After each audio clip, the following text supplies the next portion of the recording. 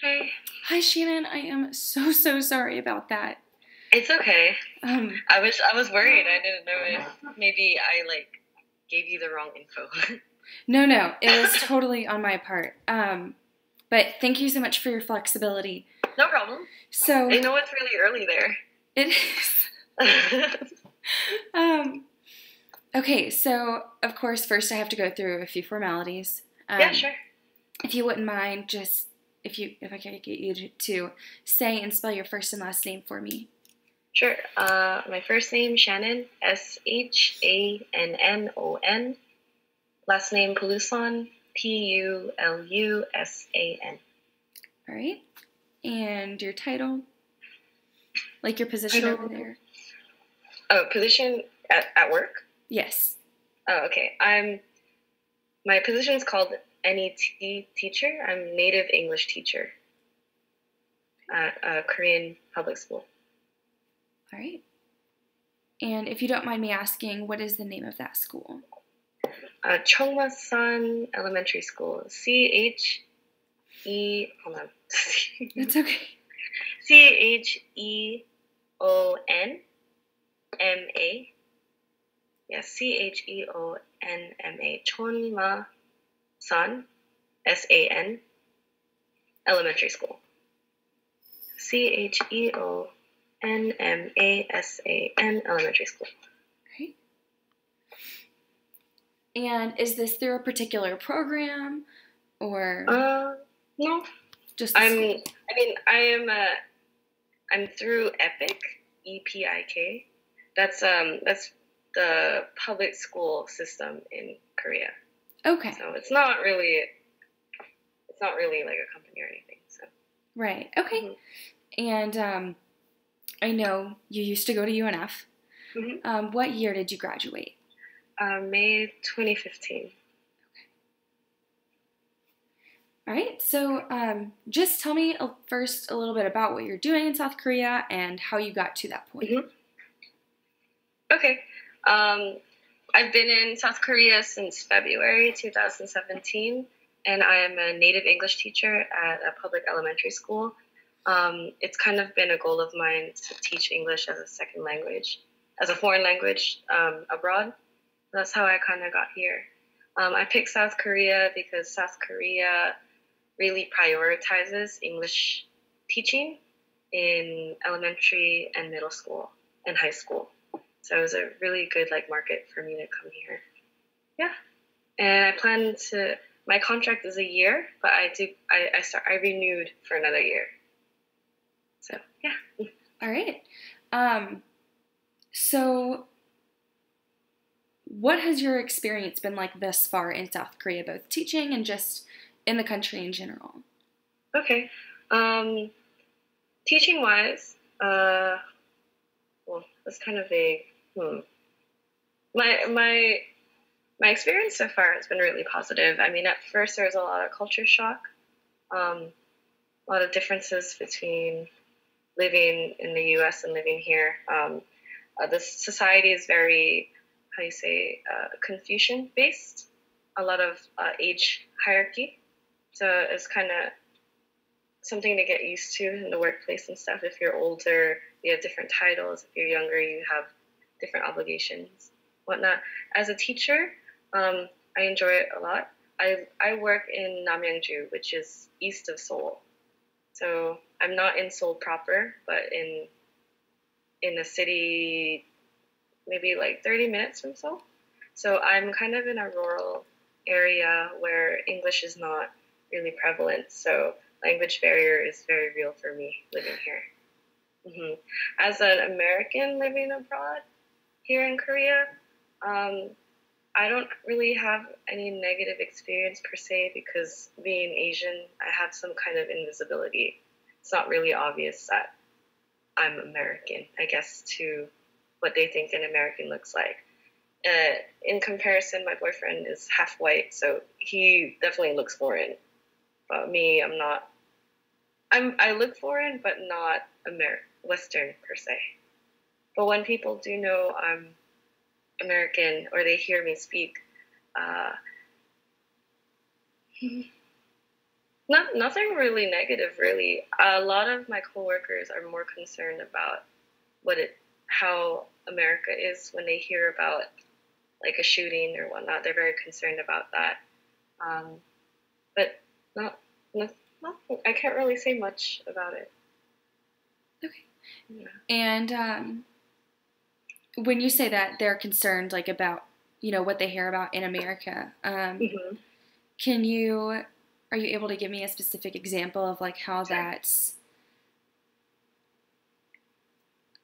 like how you've seen a South Korean react to that? A lot of my coworkers voiced concern about gun regulations in the States because that's not something that happens here, and it really frightens them. Like they're very concerned because they hear it a lot. When I watch South Korean news, they mainly highlight the two things that I see a lot are the controversy with the previous South Korean president. I don't know if you're familiar with that, but she was involved in a lot of bribery, and she was impeached in May or earlier this year. So there's a lot about that because they're having trials about that. And then they talk about Trump. And then they talk about shootings that happen in the States, but not so much about North Korea. So it's weird because when I go to work, they'll be like, did you hear about Las Vegas? Or did you hear about, this shooting that happened there? And I don't really know what to say because it's very shocking for them, but, that is kind of a normal occurrence. And to them, that is scarier in comparison to living maybe 2 hours away from North Korea. Where I live right now would be maybe a 2-hour drive from North Korea. So how do I respond to that? I don't know. I don't really give it a lot of attention. I do say it's unfortunate and it happens, and we talk about the news and stuff, but I don't really know what to say. Okay. So do you live by yourself or with other Americans or with South Koreans? I live by myself. I have an apartment. Yeah, I have an apartment 10 minutes away from my school. How public school teachers and native English teachers are situated here, our school usually finds us an apartment. Mm-hmm. But there's not a lot of foreigners where I live. So I have foreign friends and stuff from the training session that I went through to be a teacher here, but I don't live with them. Okay. Mm-hmm. All right. So moving on to more international relations. Sure. When did you first hear of, what we in the U.S. would consider like more recent increased tensions between the U.S. and North Korea? I heard of it before leaving. I think a lot of that started when Trump got into presidency, and that kind of brought a lot of concern with my family and friends, like, oh, you're going to go there while this is all happening and stuff. So it started then, and with the previous South Korean president being impeached late last year, and there not being an actual person in charge in this country, that kind of sparked it up as well, because there was a bunch of candidates running for the election in May. So they had an early election in May here, which was really interesting to see, because the way they campaign in Korea, they have, I want to say there was like more than 13 candidates. And they're all kind of, maybe there are two parties, but it's not like Democrat and Republican. There's many candidates, and they campaign almost like pop stars. Like they'd be singing and dancing like in the corner of the street with their signs and stuff. But anyways, while that was all happening, a lot of protests happen in Busan, which is South Korea, and in Seoul, which is the capital. And I saw a lot of that happen. And since I'm a public school teacher, they warn us to kind of stay away from that because I'm technically kind of part of government in my position. So I have to stay away from from public protests or political protests and stuff. But the president that got voted in, his stance in terms of North Korea is more of like to delegate and to have more conversation rather than to beef up the military. But I think that changed recently. Like he ran with that premise and with that goal. But I also heard or saw that when Trump came, that they invested in a lot of U.S. military equipment and weapons. So yeah, but I see it a lot still. When Trump came, I want to say earlier this month, there were demonstrations in support of him actually. So I see a lot of support and also a lot of like protesting for Trump. So I'm not really sure what South Korea's stance is. But amongst my coworkers and stuff, they kind of are more for more delegation rather than any military action. Yeah, it's interesting. Right. So, what was your reaction to? I guess more like what was your reaction to Trump being elected, and with respect to how it impacts our relationship with North and South Korea? I didn't vote. I didn't vote for Trump because my reaction was,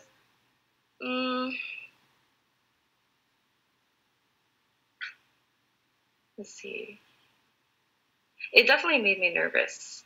However, it definitely made me nervous because I live so close to what can potentially just blow up in my face. Like we don't have any formal evacuation training here, but we do get expats usually sign up with the embassy, the U.S. embassy, and they kind of detail for us like what would happen if something happens.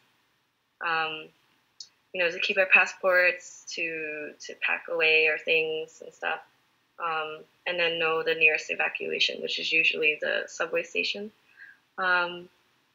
And there were 2 days that we had to be really careful. One is the birthday of Kim Jong-un or Kim Jong-il, I don't know which one, but it was their birthday and also the anniversary of the founding of North Korea. And those are the 2 days that are usually kind of gets people on edge because something might potentially happen. And South Koreans feel the same way. Those are the 2 days that they kind of are really careful or really cautious. But nothing really happens. And year on and year out, nothing really happens during those days. Maybe a failed missile, but nothing that really makes them think like, oh, we should be worried. And so before coming to Korea, I had friends and close friends that used to live here or have family here.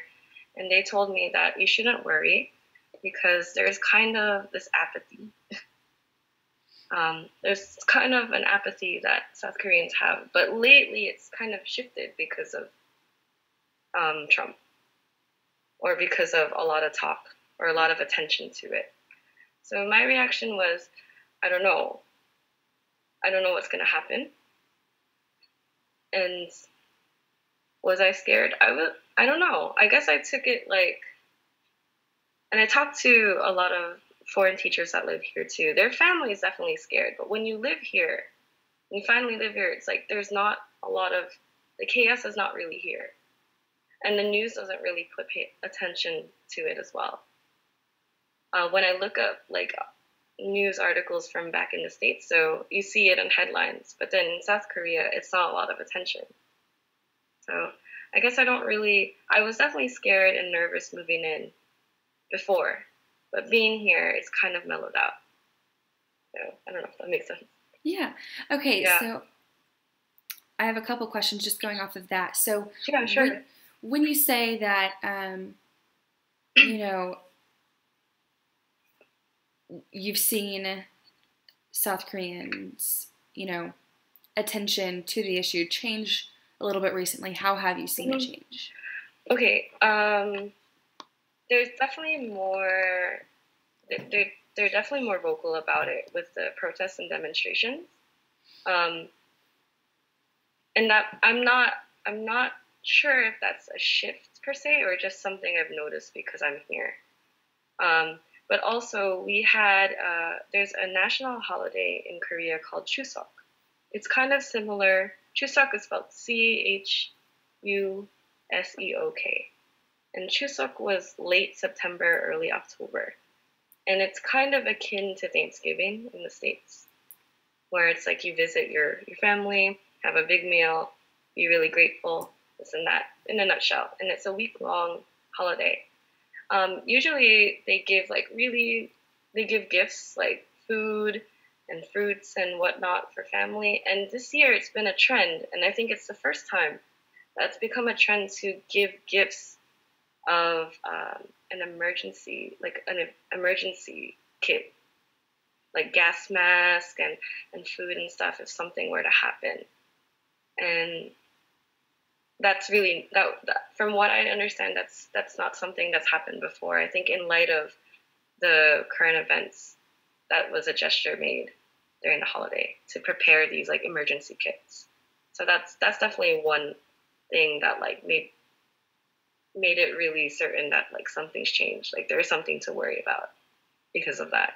Mm-hmm. Okay, so these gifts, like, is that something that you experience? Like, I know here, you know, we have Friendsgiving and things like that. I wasn't sure if you did that over there or that I did.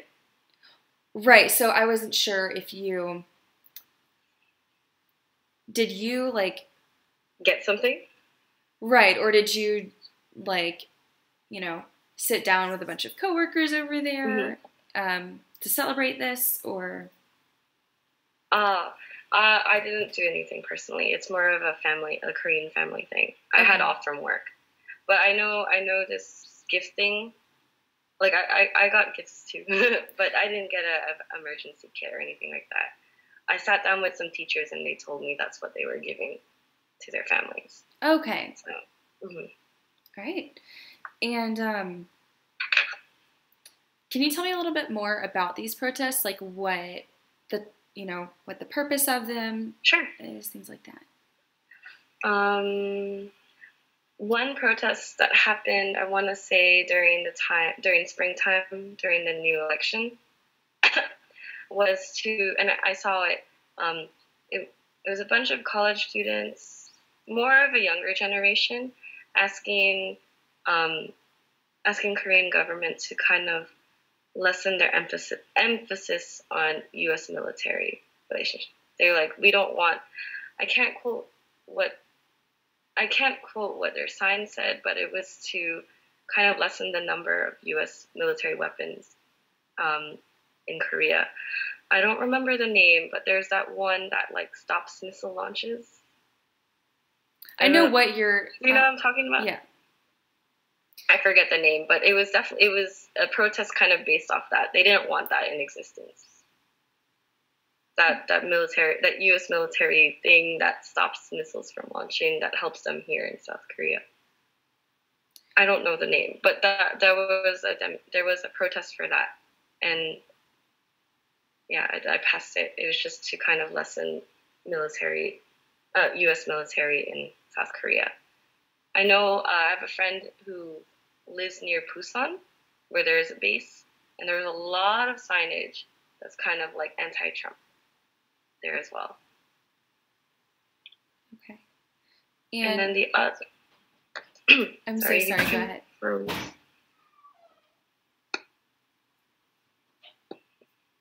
Can you hear me?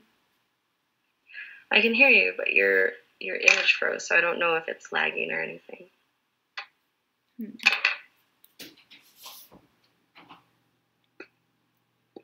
Am I unfrozen?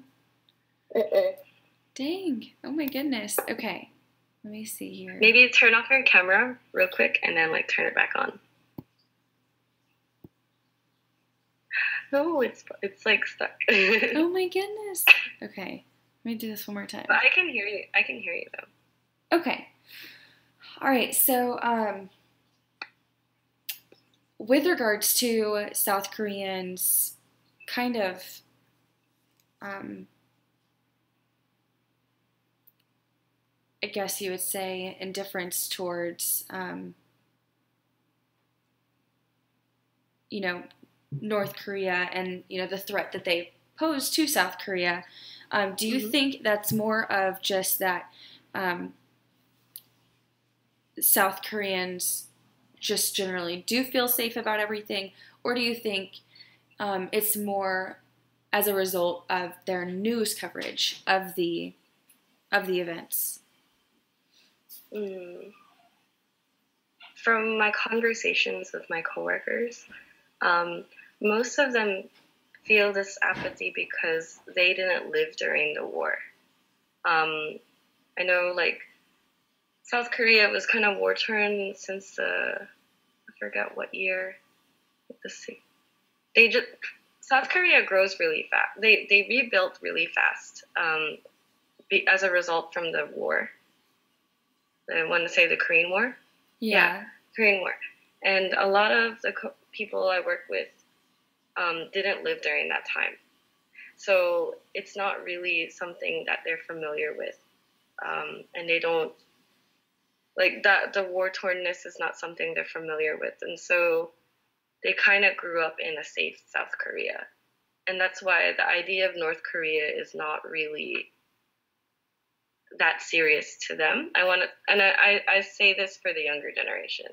I think from the people that I talk to who didn't live during that time, during the Korean War, that's usually their response.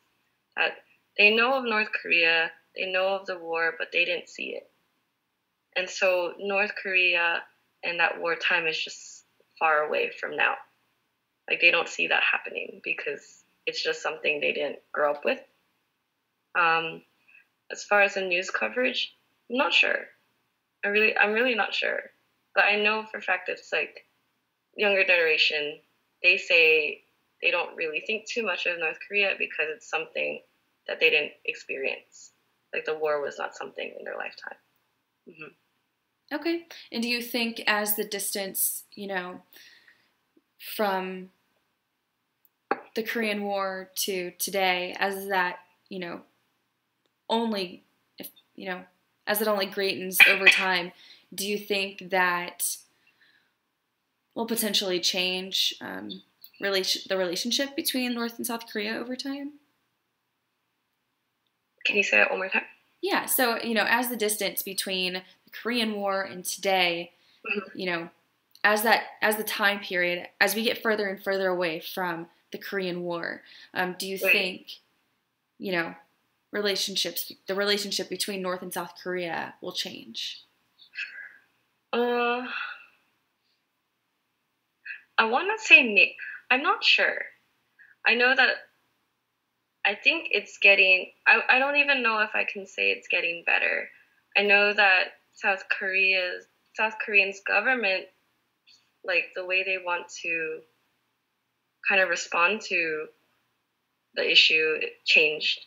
Because we had President Park previously was more conservative and was pro-military, whereas now they voted in a liberal president who wants to do more diplomatic stuff and more conversations between the North and South. And I think he is in more the younger generation favors him greatly, like favors that kind of policy better. And sorry, I don't really know how to say it. I'm not sure if it'll get better, but I think with the way the government has changed within the recent election, they want to respond to it differently and in a more peaceful way. So that's kind of all I can think of, really. Yeah. Okay. And yeah.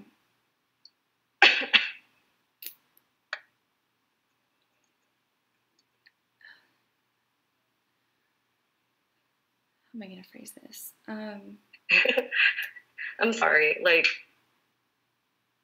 I haven't spoken to. I'm sorry that I might be speaking slowly because I'm usually used to speaking very slowly at work. No, that is so perfectly just like, fine. Oh, words, English words. No. Yeah. That is perfectly fine. I actually, gosh, I had a question on the tip of my tongue and I lost it. But goodness. Okay. Well, in the meantime, do you have anything else you'd like to add?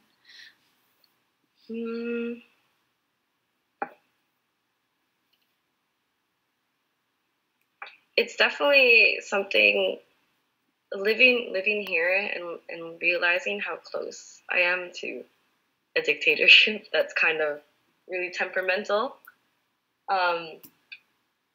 It's something that I have to kind of stop and think about because it's not really in my face. It's possible for people to visit the DMZ here, and I haven't done that yet.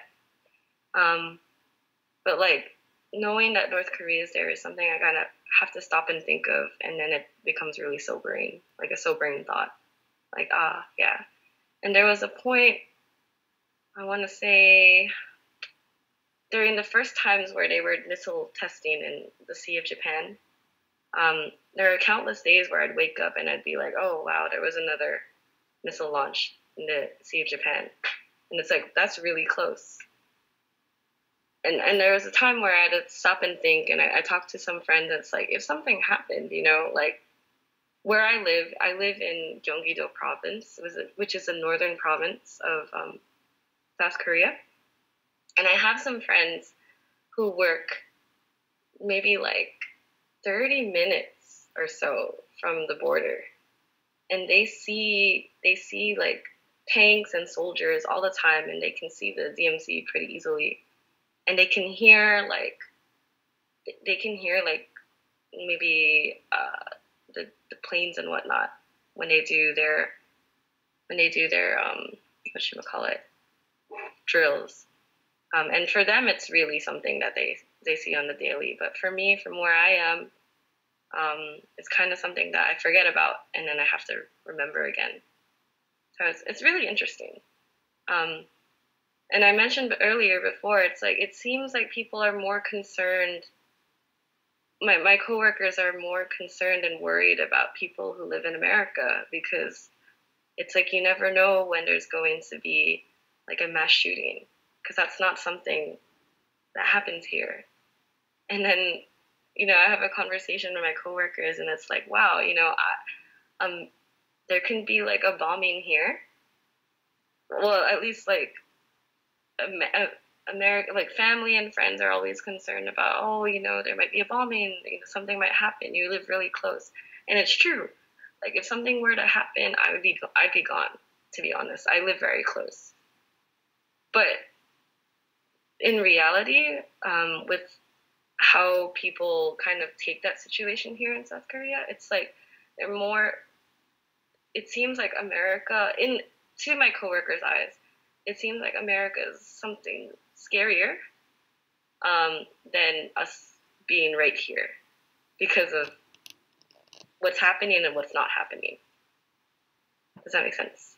Yeah, it's just that in America, it's more frequent, it's more in your face, whereas over there, there's always that threat, but it's not something, that's not a daily occurrence.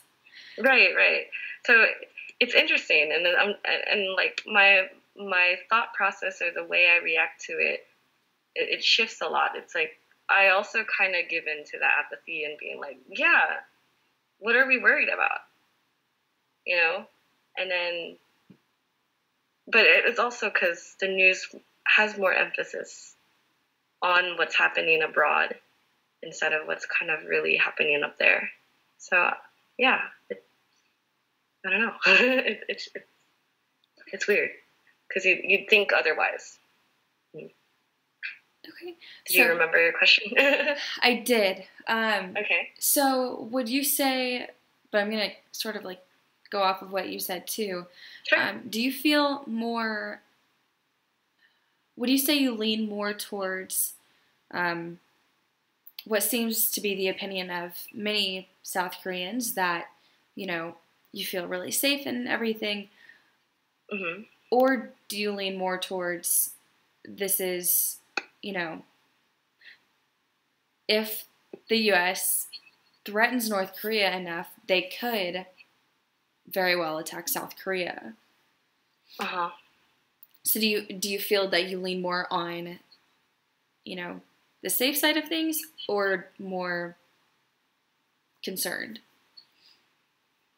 I would personally, I feel like I lean towards feeling safe. And I do keep up with what's going on for the most part. But like, and when Trump came to visit, I saw that the reaction was definitely like something I saw. There was a demonstration for him. There's a lot of like this and that. But yeah, I want to lean, I would say I'd lean towards feeling safe. Okay. All right. Yeah. Well, thank you so much for your time. And again, no problem.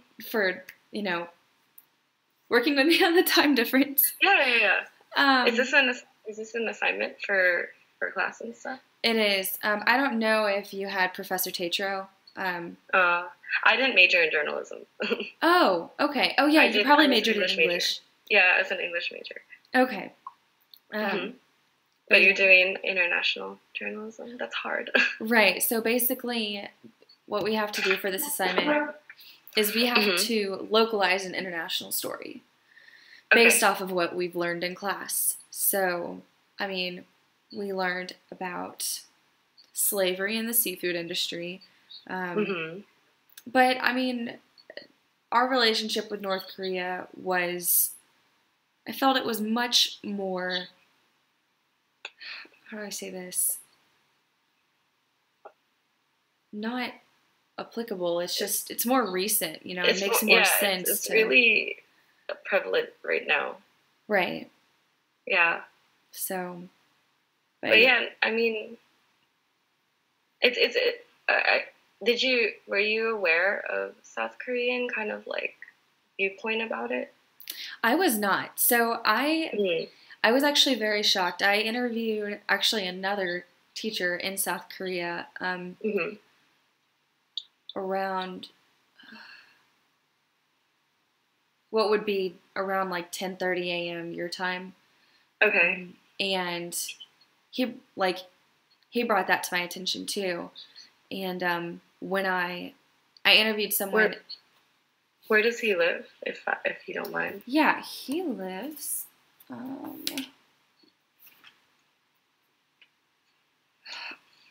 I'm gonna pronounce this wrong.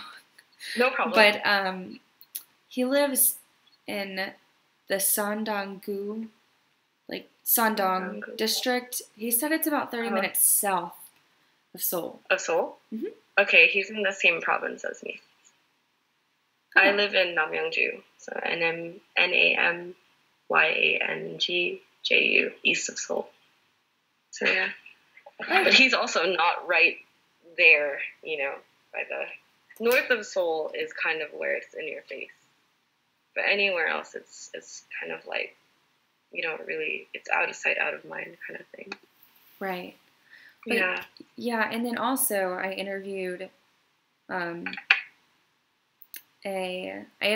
at UNF's International Center just to sort of, you know, get a sense of how they deal with, you know, ensuring safety for students abroad. And she said students went to South Korea in the spring and there were no safety concerns for them at all. And that was a big shock because in America, I mean, we're always presented with what looks like North Korea is going to attack any day. Right. So, I mean, even just, I want to say it was like 10 hours ago, there was a story about how North Korea's foreign ministry said that war is basically inevitable. Mm-hmm. So, but everyone I've talked to about this, you know, who has experience either living in South Korea or, you know, or in the study abroad office, there's no real concerns at all right now. It's really weird. I mean, and I talked to my family maybe once a week, and there was a time where, like, that was really hot in the news, like, when they were having their Twitter back and forth in spring or late spring or early summer, I forget when. But I would be talking to my parents, and in the background, I'd hear about, like, headlines about Trump said this about North Korea, or, like, he had a press conference about North Korea. And my parents would be like, are you okay? And I would tell them what's really happening. They're like, okay. And it's just a strange, like, difference of actually being here and then reporting it back at home. So, yeah. I hope your article goes well. Thank you so much. It is kind of complicated, but yeah. Great. Oh, and then also, do you have, if you wouldn't mind, if you have time, just sending over any pictures of you in South Korea? I mean, it doesn't have to be a bunch, just maybe a couple. Okay. Well, what are you looking for? Oh, sorry. Just maybe the school you work at, the area, like if there's a park, things like that. Okay. Yeah, no problem. I can do that. All right. Perfect. Again, thank you so much for your time. You've been a huge help. No problem. And, I got your email here, I think. Yes, I have your email. All right, I'll send some to you. Perfect. Thank you so much, Shannon. Okay, go get some sleep. Thanks. Bye. Bye.